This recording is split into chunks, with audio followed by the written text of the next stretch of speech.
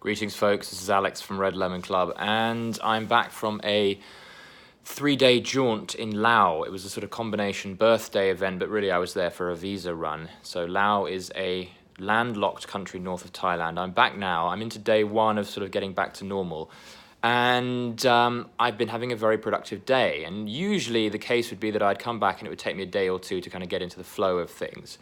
And just would sort of react to whatever I had to get done and be very sluggish about things and not have that sense of urgency. But since I adopted this approach of using a kind of timetable approach in my day, my productivity has improved massively. Like, it's really, really noticeable how much more I get done and how much more urgent I am to sort of committing to individual projects and getting stuff done through the day. So what I use is a kind of school-esque timetable.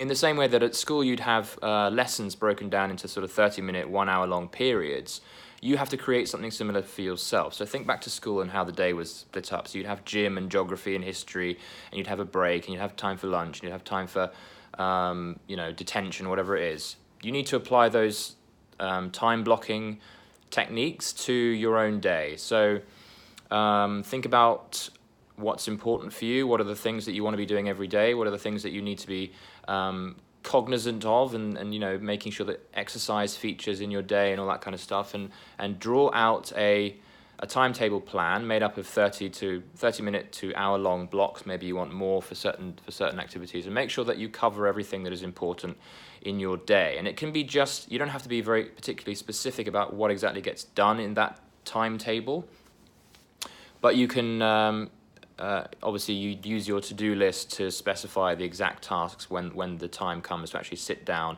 to be in your particular period of the day. So in my case, I'll have blocks that are split into things like getting articles written. I'll have a block for going to the gym. I'll have another block for my morning routine. I'll have a block for lunch. And I'll have a block for prospecting and doing the marketing stuff and generating new people into the pipeline. And then when the time comes, I'll check my timetable. I'll know where to be and what task I need to be thinking of.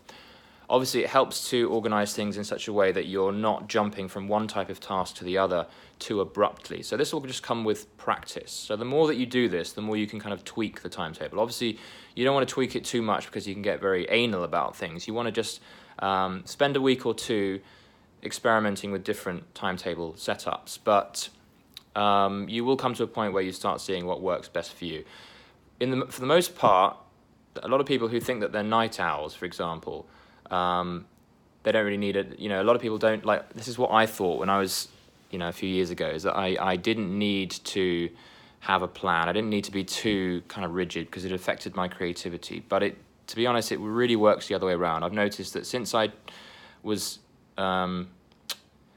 didn't have much of a schedule, and since I've changed to having more of a timetable layout, my productivity has definitely gotten better. My creativity has even improved, because within that sort of compartmentalized, categorized setup, you have to think faster, you have to think more urgently, and that tends to lead to more creativity and definitely improves productivity and sort of energy increase.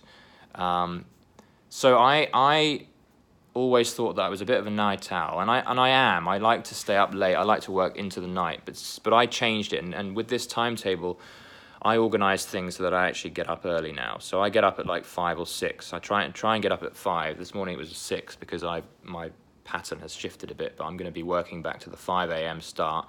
Yes, I know I'm a nutter, but it does help. You get everything done that's important in the morning when you've got more energy. It makes more sense. And you sort of treat your day like you're getting up for school. And so say, for example, you have an hour in the morning that you spend writing articles. You start on the dot. You've got nothing else to distract you. You're just all in. You're all focused. And I tend to get things done at a massively quicker pace because I'm aware of the compartment that I'm working in. I'm aware of the time block that I'm dedicated to, and I'm not thinking, oh, well, shouldn't I just do some prospecting first, or shouldn't I reach out to some people now, or shouldn't I do a little bit of exercise before I start? No, if I have the block there, then I know what to do, where I need to be, how to do it, how much time I have, and then I know that later in the day I can push the other activities that are circling around in my head that I know I need to do. I can push those to those other blocks. So everything kind of settles into their own, square or circle or triangle shape, depending on what part of the day you're in. So that timetable approach really helps, and it's combined very well with having a prioritized to-do list on top of that. So you've got kind of two layers. So the first aspect of productivity is really is your to-do list. It's that accumulating list of stuff that you've got to do, which can often get out of hand. So we've all got to-do lists and things we know we need to kind of tick off that list. Then you need to take that and then filter it down to the things that matter the most. So take your to-do list, and every day when you plan the day ahead, you see what are the highest priority things on that list, and you write those down. So you've got 3 or 4. It's very bright out there, and I realize my eyes are a bit slitty. But you take the 3 or 4 high priority tasks, and then you apply those to your timetable. So with the priority tasks in place and the timetable, when it comes to a particular time block, you know exactly what it is you need to be doing in that time block. So it all kind of fits together quite nicely. And I would suggest you have something printed out, or you just have it on your phone. The list, the schedule written out, so you can have the timing and then what kind of task gets done in that time. And as I said, you may need to change it and update it and tweak it a little bit over time, but you will get better at it. But I'm just sharing this with you because I found it to be one of the best things to get me to actually just get off my arse and do stuff, and make sure that everything that matters in the day gets done as well, because it's so easy to get carried away with 1 or 2 things that you love to do that are really fun, and then you inevitably neglect those other important things that you need to do for the business side of things as well. So the timetable is a fantastic way of increasing productivity and making sure that you get the things done that do matter, and making sure that you get through your to-do list's highest priorities. I'll be talking more about this in potentially a course that's going to come later in the year. So keep an eye on redlemonclub.com for updates on my productivity course, and sort of really high level, getting focused, getting things done, making sure that you're focused on the things that matter, the things that are worth doing, and you're not wasting time. Life is short. We need to make sure that we're using it as best we can. So this is one of the tools in my toolkit, the timetable, and you can incorporate this into your weekly plan. For example, when you're planning out your week, you would apply the timetable. Obviously things change, and you'll have disturbances and distractions that will influence and come into the days, and you'll have to be a bit adaptable, but to have that kind of skeleton in place is really, really helpful for knowing if you're deviating from it or if you need to stick with it.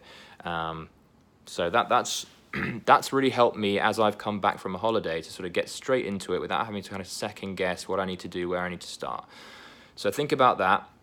Like this video if you found it useful. Share it with your friends. Make sure you visit redlemonclub.com. Check out the products in the redlemonclub.shop store. There's plenty of cool stuff, t-shirts, books and things in there for Red Lemon fanatics such as yourself. All right, guys. Hope that helped. See you in the next video.